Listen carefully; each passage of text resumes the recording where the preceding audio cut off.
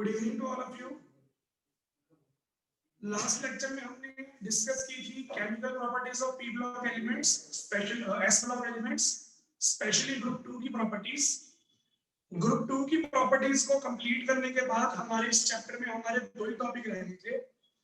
पहला टॉपिक था हमारा डायगोनल रिलेशनशिप का, और दूसरा हमारा जो टॉपिक था वो था हमारा एनॉमलस बिहेवियर ऑफ बेरिलियम। ये वाले दोनों टॉपिक करते ही चैप्टर हमारा कंप्लीट हो जाएगा। तो ये वाले दोनों टॉपिक्स अपन आज के लेक्चर में डिस्कस करेंगे। इसी के साथ साथ जैसे मैंने आपको बताया था कि सैटरडे को हम टेस्ट लिया करेंगे, तो इस सैटरडे आपका कोई टेस्ट नहीं है क्योंकि इस वीक में ऑलरेडी 3 छुट्टियां हो चुकी हैं। कल मैं आपका लेक्चर ही लगाऊंगा, टेस्ट आपका होगा अगले वीक में 2 दिन, वेडनेसडे और सैटरडे 2 दिन आपका टेस्ट होगा। उसके लिए जो भी चैप्टर मैंने आपको देने होंगे वो मैं आपको ग्रुप में सेंड कर दूंगा। कोई भी बच्चा कोई एक्सक्यूज नहीं देगा कि ये वाला चैप्टर सब किया नहीं हुआ, ये वाला कम आता है, ये ज्यादा आता है। जो भी आपकी बातें हैं, जो भी जिस भी चैप्टर का मैं आपको इन्फॉर्मेशन दूंगा, जो भी चैप्टर आपको दूंगा उसी का टेस्ट आपको देना। वेडनेसडे और सैटरडे 2 दिन है अपने पास, तो मैं डेट्स आपको सेंड कर दूंगा। फिलहाल अभी हम अपना लेक्चर स्टार्ट करते हैं। 2 टॉपिक्स में से पहला टॉपिक आप स्टार्ट करेंगे जो है टॉपिक हमारा डायगोनल रिलेशनशिप का। अब ये डायगोनल रिलेशनशिप का टॉपिक आया कहां से, वो मैं आपको थोड़ा सा बता देता हूँ। इसमें बेसिकली हमें कवर करना है हमारा ग्रुप 1, ग्रुप 2 और ग्रुप 13। तो ये 3 हमें यहाँ पे डिस्कस करनी है। सबसे पहले है हमारे पास ग्रुप 1।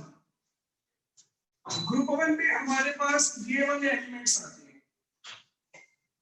हाइड्रोजन को अगर आप स्किप भी कर दोगे तो भी lithium, sodium, potassium, rubidium, caesium और फ्रेंशियम, ये वाले एलिमेंट्स हमारे आते हैं ग्रुप 1 में। फिर ग्रुप 2 में हमारे कौन कौन से एलिमेंट्स आते हैं? Beryllium, magnesium, calcium, strontium, barium और रेडियम। इसके बाद जो डी ब्लॉक के एलिमेंट है उस पर आपको ध्यान मिलेगा। डी ब्लॉक के एलिमेंट्स छोड़ दो, हम आ जाएंगे पी ब्लॉक में। पी ब्लॉक में आएगा group number 13, boron, aluminium, gallium, indium और थैलियम। तो ये हमारे पास हमारे एलिमेंट्स होती है। टॉपिक है हमारा डायगोनल रिलेशनशिप। तो डायगोनल रिलेशनशिप में हमें डायगोनल एलिमेंट्स का रिलेशन जो है वो डिस्कस करना होता है। हम ये देखेंगे डायगोनल रिलेशनशिप की वजह से लिथियम और मैग्नीशियम जो होंगे वो सेम प्रॉपर्टी शो करेंगे क्योंकि दोनों एक दूसरे के डायगोनल पोजीशन पे प्रेजेंट है। सिमिलरली अगर आप दूसरी बात करो, बेरिलियम और एल्यूमिनियम जो है वो डायगोनल रिलेशनशिप शो करेंगे क्योंकि ये दोनों एक दूसरे के डायगोनल पे प्रेजेंट है। सबसे पहले हम ये देखते हैं कि डायगोनल रिलेशनशिप होता क्या है। देखो, आप जब भी प्रॉपर्टीज को पढ़ रहे थे, जैसे अपन ने 3rd चैप्टर में प्रॉपर्टीज पढ़ी, या अभी आप 10th चैप्टर के अंदर एलिमेंट्स की प्रॉपर्टी डिस्कस कर रहे थे, प्रॉपर्टीज को हम 2 तरीके से डिस्कस करते हैं। या तो प्रॉपर्टी हम पढ़ते हैं left to right period wise, या हम प्रॉपर्टीज को पढ़ते हैं top to bottom group wise. अब यहाँ पे मैं कुछ प्रॉपर्टीज के एग्जांपल लेता हूँ। जैसे इलेक्ट्रोनेगेटिविटी की प्रॉपर्टी है, left to right electronegativity increase होती है, top to bottom electronegativity decrease होती है। Similarly left to right ionization enthalpy increase होती है, top to bottom ionization enthalpy जो है वो डिक्रीज होती है। लेफ्ट टू राइट साइज जो है वो डिक्रीज होता है, टॉप टू बॉटम साइज जो है वो इंक्रीज होता है। मतलब आप कोई भी प्रॉपर्टी देख लो, प्रॉपर्टीज जो होती है वो लेफ्ट टू राइट और top to bottom opposite result show करती है। जो प्रॉपर्टीज हमारी लेफ्ट टू राइट इंक्रीज हो रही है वो सारी properties top to bottom decrease होती है, और जो प्रॉपर्टीज हमारी लेफ्ट टू राइट डिक्रीज हो रही है वो सारी properties top to bottom increase होती है। तो प्रॉपर्टीज जो है वो ग्रुप वाइज और पीरियड वाइज इंक्रीज डिक्रीज हो रही है, लेकिन जब आप इन प्रॉपर्टीज को पढ़ते हैं डायगोनली, डायगोनल से मेरा मतलब है मैं लेफ्ट टू राइट भी मूव कर रहा हूं, ये देखो, और मैं टॉप टू बॉटम भी मूव कर रहा हूं, ये देखो। जो डायगोनल रिलेशन है हमारा, डायगोनल रिलेशन में हम लेफ्ट टू राइट और टॉप टू बॉटम दोनों फैक्टर्स को इकट्ठा कर लेते हैं। अब उससे क्या हुआ, जो प्रॉपर्टी हमारी लेफ्ट टू राइट इंक्रीज हो रही थी, टॉप टू बॉटम डिक्रीज हो रही थी, अपोजिट इफेक्ट होने की वजह से जब हम डायगोनल मूव करते हैं, डायगोनल मूव करने से वो प्रॉपर्टी क्या हो जाएगी, कैंसिल हो जाएगी। जो फैक्टर आपका लेफ्ट टू राइट इंक्रीज हो रहा था, टॉप टू बॉटम डिक्रीज हो रहा था, डायगोनल मूव करने पे इंक्रीज डिक्रीज को कैंसिल कर देगा, हमारे पास नेट इफेक्ट क्या आएगा, जीरो। ना तो वो प्रॉपर्टी इंक्रीज हुई और ना ही वो प्रॉपर्टी डिक्रीज हुई, यानी कि वो प्रॉपर्टी सेम रहेगी। अगर डायगोनल मूव करने से प्रॉपर्टीज हमारी सेम रहती है, चेंज नहीं होती, इसका मतलब जो डायगोनल एलिमेंट है वो सेम प्रॉपर्टी शो करेगा, और इन्हीं सेम प्रॉपर्टीज वाले रिलेशन को हम क्या बोलते हैं, डायगोनल रिलेशन बोलते हैं। तो डायगोनल रिलेशनशिप में बेसिकली क्या होता है, हम डायगोनल मूव करते हैं, डायगोनल मूवमेंट शो करने की वजह से जो हमारी प्रॉपर्टीज होती है वो इंक्रीज डिक्रीज होने की बजाय कैंसिल हो जाती है। प्रॉपर्टीज कैंसिल होने की वजह से हमारे जो डायगोनल एलिमेंट होते हैं वो सेम प्रॉपर्टी शो करते हैं, और इसी फिनोमेना को हम बोलते हैं डायगोनल रिलेशनशिप। अब जैसा मैंने आपको बताया कि लिथियम और मैग्नीशियम दोनों एक दूसरे के डायगोनली प्रेजेंट है। Lithium to beryllium property decrease हो रही थी, lithium to sodium property increase हो रही थी, यहां डिक्रीज हो रही थी, यहां इंक्रीज हो रही थी। डायगोनल मूव करने पे वो प्रॉपर्टी कैंसिल हो जाएगी, कैंसिल होने की वजह से दोनों सेम प्रॉपर्टी शो करेंगे। Same case with the beryllium, left to right property हमारी डिक्रीज हो रही थी, टॉप टू बॉटम हमारी प्रॉपर्टी सपोज करो इंक्रीज हो रही थी, तो डायगोनली वो प्रॉपर्टी एक दूसरे को कैंसिल कर देगी, और कैंसिल करने पे हमारे पास दोनों एलिमेंट जो होंगे वो सेम प्रॉपर्टी शो करेंगे। तो डायगोनल रिलेशनशिप में हमारे पास दो फैक्टर आते हैं, लिथियम और मैग्नीशियम, इनका पेयर डायगोनल रिलेशनशिप शो करेगा, बेरिलियम और एल्यूमिनियम, इन दोनों का जो पेयर है वो डायगोनल रिलेशनशिप शो करेगा। अब किसी बच्चे ने बोला, कहते सर ये भी डायगोनल है, ये भी डायगोनल है, ये भी डायगोनल है, ऐसा मतलब आप सारे एलिमेंट्स डायगोनली पढ़ सकते हैं, तो क्या सारे एलिमेंट डायगोनल रिलेशनशिप शो करते हैं? तो इसका आंसर आएगा नहीं, सारे एलिमेंट डायगोनल रिलेशनशिप शो नहीं करते, क्योंकि जो बड़े साइज के एलिमेंट होते हैं उनमें प्रॉपर्टीज का चेंज बैलेंस नहीं होता। ये जो प्रॉपर्टीज अपन बैलेंस कर रही है, पीरियड वाले को ग्रुप वाले से बैलेंस कर दिया, ये सिर्फ छोटे साइज के एटम्स में पॉसिबल है। छोटे साइज के एटम्स में प्रॉपर्टी होती है स्मॉल, स्मॉल वैल्यूज होने की वजह से इनके केस में वो कैंसिल हो जाती है, लेकिन बड़े साइज के जो एटम्स हैं उनके केस में प्रॉपर्टी कैंसिल नहीं होती, इस वजह से प्रॉपर्टी आपको इनके अंदर नहीं मिलेगी डायगोनल वाली, सिर्फ छोटे साइज वाले एलिमेंट्स के अंदर मिलेगी। तो ये था हमारा डायगोनल रिलेशनशिप का कंसेप्ट। अब जैसा मैंने आपको बताया, डायगोनल रिलेशनशिप जो है वो लिथियम और मैग्नीशियम के बीच में है, इन दोनों के बीच में, बॉक्स में बंद कर देते हैं, और इन दोनों के बीच में है, यानी कि बेरिलियम और एल्यूमिनियम के बीच में। तो इनमें कौन कौन सी सिमिलैरिटीज हैं वो अपने को डिस्कस करनी है। पहले मैं आपको बता रहा हूँ लिथियम और मैग्नीशियम की सिमिलैरिटीज। लिथियम और मैग्नीशियम में क्या सिमिलैरिटीज है? पहला पॉइंट है सिमिलर इलेक्ट्रोनेगेटिविटी। दोनों की इलेक्ट्रोनेगेटिविटी जो होती है वो लगभग सेम आती है। लिथियम की इलेक्ट्रोनेगेटिविटी है 1.62, मैग्नीशियम की इलेक्ट्रोनेगेटिविटी है 1.65, लगभग सेम ही है। तो दोनों के दोनों जो है वो सेम इलेक्ट्रोनेगेटिविटी शो करते हैं due to diagonal relationship. Second कौन सी सेम प्रॉपर्टी है? दोनों के दोनों हार्ड है। लिथियम जो होता है वो भी हमारी हार्ड मेटल है, बाकी सारे एलिमेंट सॉफ्ट है। मैग्नीशियम भी हमारी हार्ड मेटल है, उसके कंपैरिजन में जो बाकी मेटल्स हैं वो सॉफ्ट है। तो इनकी प्रॉपर्टीज आपस में सेम है। लिथियम और मैग्नीशियम दोनों का नेचर कैसा होता है? हार्ड होता है। दोनों के दोनों बनाते हैं वीक बेस। जब आप लिथियम और मैग्नीशियम दोनों को जब आप पानी से रिएक्ट करवाएंगे तो पानी से रिएक्ट करने पे ये बनाता है लिथियम हाइड्रोक्साइड और ये बनाता है मैग्नीशियम हाइड्रोक्साइड। दोनों के जो बेस होती है ये बेस कैसे बिहेव करते हैं, वीक बेस की तरह बिहेव करते हैं, मतलब इनका बेसिक कैरेक्टर ज्यादा नहीं होता।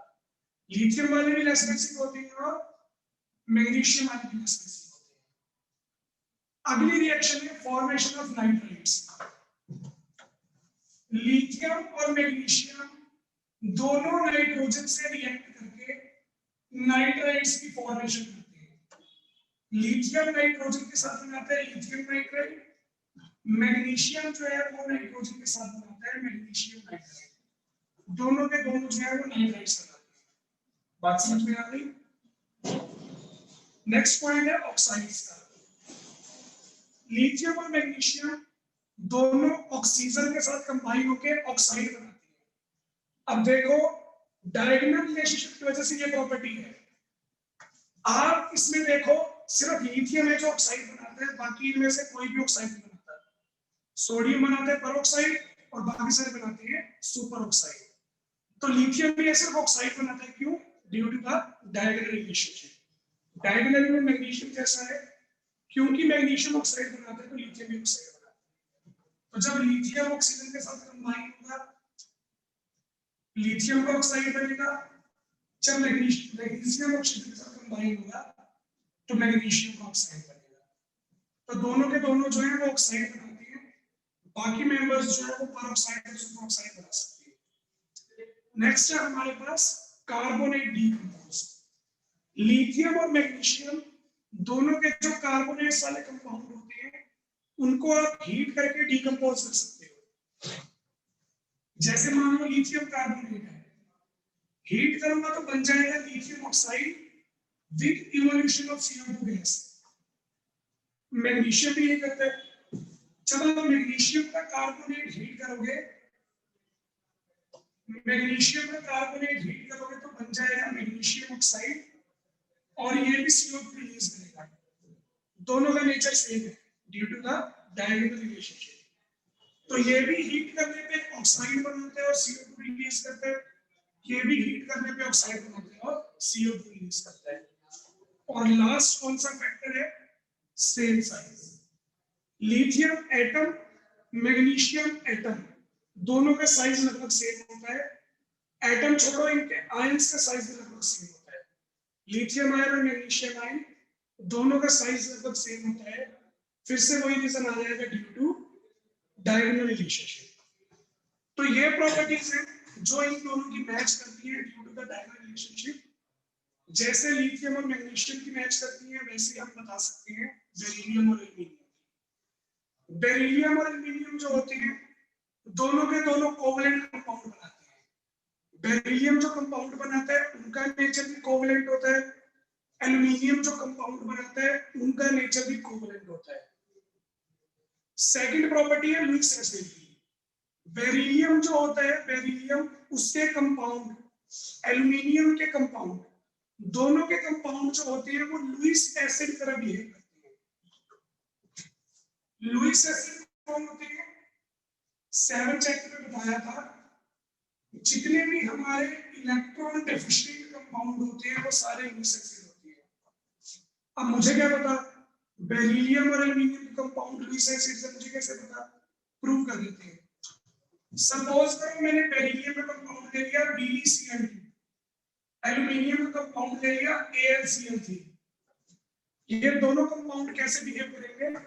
लुईस एसिड की तरह बिहेव करेंगे, क्योंकि ये दोनों कंपाउंड इलेक्ट्रॉन डेफिशिएंट है।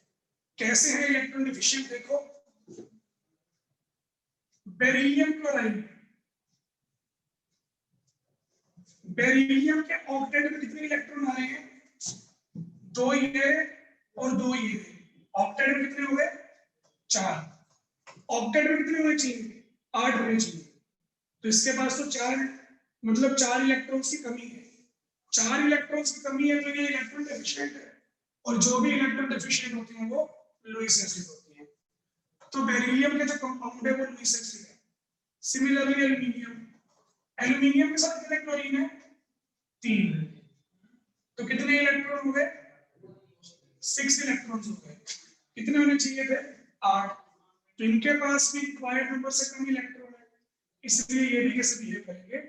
लुईस एसिड की तरह।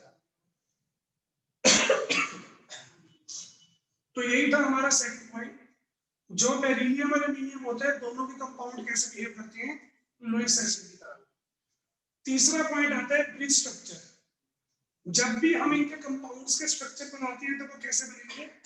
ब्रिज स्ट्रक्चर बनेंगे। ब्रिज स्ट्रक्चर से मेरा मतलब है कि एक से ज्यादा मॉलिक्यूल जो होते हैं वो एक दूसरे के साथ कंबाइन होते हैं। जैसे हमारे पास एग्जांपल आएगा बेरिलियम का।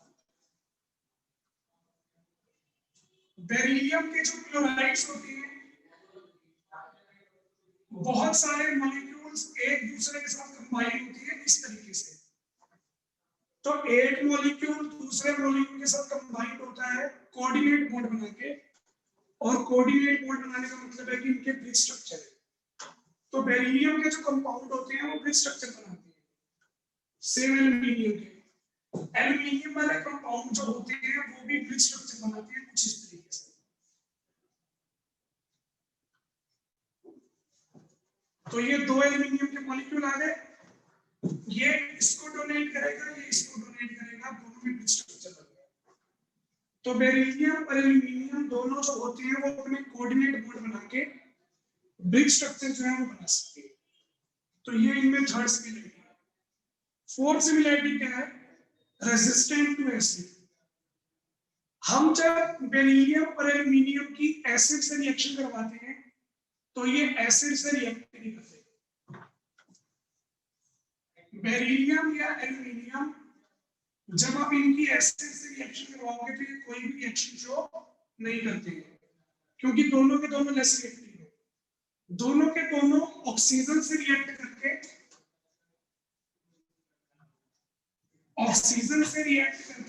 एक प्रोटेक्टिव लेयर बना लेते हैं।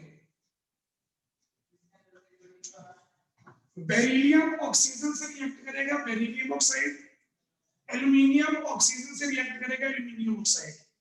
दोनों अपने सरफेस पे ऑक्साइड की लेयर बना लेंगे। ऑक्साइड जो होते हैं वो लेस रिएक्टिव होते हैं। जब इनके सरफेस पे ऑक्साइड की लेयर आ जाएगी, आप इस पे एसिड डालोगे तो एसिड किससे रिएक्ट करेगा? ऑक्साइड की लेयर से। मेटल से रिएक्ट नहीं करेगा। इसलिए जो हमारी मेटल होती है वो एसिड के साथ कोई रिएक्शन शो नहीं करती, क्योंकि उसने जो ऑक्साइड बना रखा होता है वही ऑक्साइड वाली जो लेयर होती है वही रिएक्ट करेगी हमारे मेटल के साथ, सॉरी एसिड के साथ। तो ये थी हमारी फोर्थ सिमिलरिटी। फिर बाद में बच गई है दो सिमिलरिटीज, वो दोनों आपको पता ही है। बेरिलियम और एल्यूमिनियम दोनों का साइज भी सेम आता है, दोनों की इलेक्ट्रोनेगेटिविटी भी सेम आती है। ये सारी प्रॉपर्टीज जो मैंने आपको बताई है किस वजह से डायगोनल रिलेशनशिप। तो ये था हमारा डायगोनल रिलेशनशिप का टॉपिक। आपको पहले डायगोनल रिलेशनशिप की डेफिनेशन देनी होती है, जो आप ये बोल के देते हो कि जो properties left to right increase हो रही है वो टॉप टू बॉटम डिक्रीज हो जाएंगी। तो डायगोनली वो प्रॉपर्टीज एक दूसरे को कैंसिल कर देती है। कैंसिल होने की वजह से जो हमारे कंपाउंड होते हैं वो सेम कैरेक्टरिस्टिक शो करते हैं, और इसी को फिर हम डायगोनल रिलेशनशिप बोल देते हैं। तो इसमें मैंने बताया लिथियम मैग्नीशियम में है डायगोनल रिलेशनशिप, उनकी प्रॉपर्टीज। बेरिलियम और एल्यूमिनियम में डायगोनल रिलेशनशिप, उनकी प्रॉपर्टीज।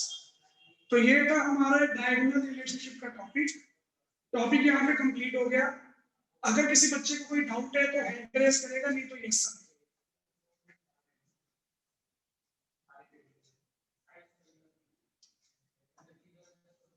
ठीक है चिल्ड्रन, पूछना कुछ चिराग? ठीक है निशा, ठीक है जी।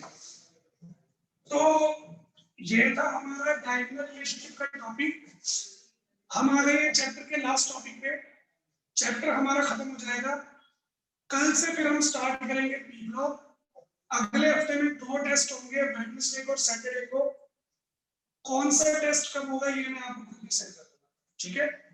चलिए, तो हम आ गए हमारे लास्ट टॉपिक पे,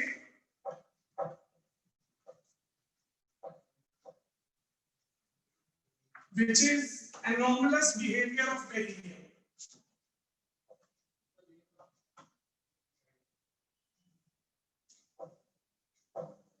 anomalous behavior of बेरिलियम। तो मैंने आपको बताया था कि ये वाला जो हमारा टॉपिक है वो बार बार रिपीट होगा।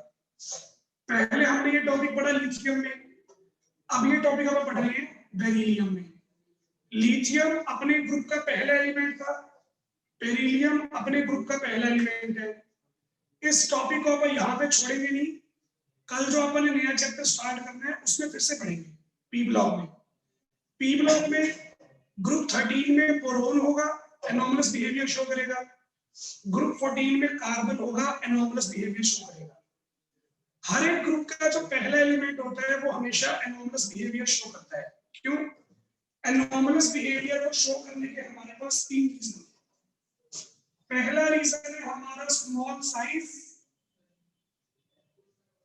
दूसरा रीजन है हमारा हाई इफेक्टिव न्यूक्लियर चार्ज, कई बुक्स में लिखा होता है हाई पोलराइजिंग पावर, तो एक ही बात है, small size, high effective nuclear charge, और तीसरा रीजन है absence of D orbitals. In 3 reasons की वजह से जो बेरिलियम होता है वो एनोमलस बिहेवियर शो करता है। अब कौन कौन सा एनोमलस बिहेवियर शो करता है वो देख लेते हैं। पहला एनोमलस बिहेवियर है कोवलेंट कंपाउंड्स। बेरिलियम जो है वो दूसरे कंपाउंड, दूसरे एटम्स के साथ या दूसरे मॉलिक्यूल्स के साथ कंबाइन होकर कोवलेंट कंपाउंड बनाता है। लेकिन अगर आप बेरिलियम को छोड़ दो, बाकी एलिमेंट देखो, जैसे मैग्नीशियम है, कैल्शियम है, स्ट्रोंशियम है, बाकी सारे आयनिक कंपाउंड बनाते हैं, सारे आयनिक कंपाउंड बनाते हैं। इसको छोड़ के कौन सा कंपाउंड बनाएगा? कोवलेंट। तो ये इसका एनोमलस बिहेवियर है। सेकंड है हमारे पास high melting point and boiling point. Beryllium का साइज जो होता है वो अपने ग्रुप में सबसे छोटा है, और छोटा साइज होने की वजह से इसकी जो मेल्टिंग पॉइंट और बॉइलिंग पॉइंट की प्रॉपर्टी है वो लो आनी चाहिए थी, लेकिन इसकी प्रॉपर्टी क्या आती है? हाई मेल्टिंग और बॉइलिंग पॉइंट की। क्योंकि छोटा साइज होने की वजह से, इफेक्टिव न्यूक्लियर चार्ज ज्यादा होने की वजह से ये दूसरे मॉलिक्यूल्स को स्ट्रांगली अट्रैक्ट करता है। दूसरे मॉलिक्यूल्स को स्ट्रांगली अट्रैक्ट करेगा, उससे सरफेस एरिया इंक्रीज हो जाएगा, मेल्टिंग पॉइंट और बॉइलिंग पॉइंट की वैल्यू ज्यादा आएगी। तो बाकी एलिमेंट्स जो होते हैं वो इसके मुकाबले में कम मेल्टिंग पॉइंट और बॉइलिंग पॉइंट शो करते हैं, ये ज्यादा मेल्टिंग पॉइंट शो करता है। तीसरी प्रॉपर्टी है इसकी हार्ड मेटल है।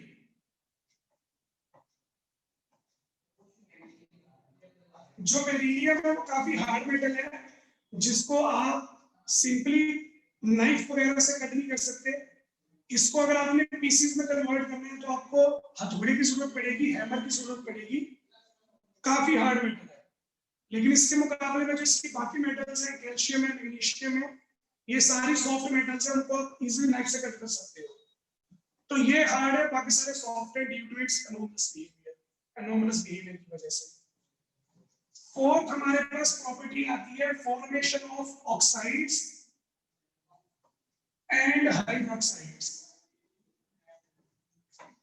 बेरिलियम जो है वो ऑक्सीजन के साथ कंबाइन होकर बनाता है ऑक्साइड, पानी के साथ रिएक्ट करके बनाता है हाइड्रोक्साइड।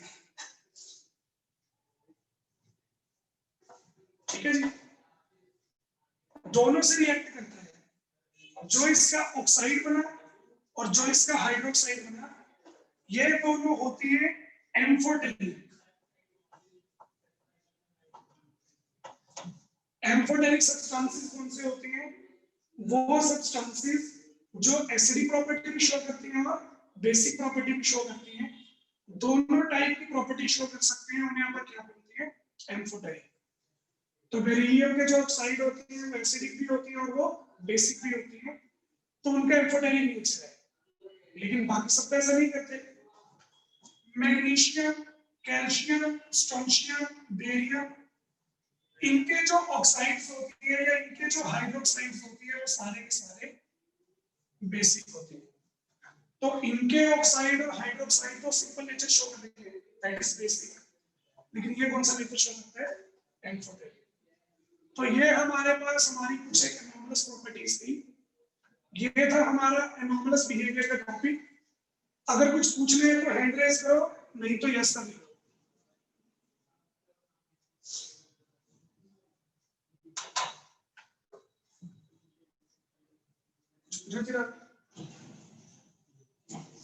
ठीक है सुंदर, ठीक है निशा सृष्टि। तो ये था हमारा एनॉमलस बिहेवियर वाला टॉपिक। एसफ्लो चैप्टर हमारा यहाँ पे खत्म हो चुका है। कल से मेरे पास स्टार्ट करेंगे P block elements group 13। Thank you.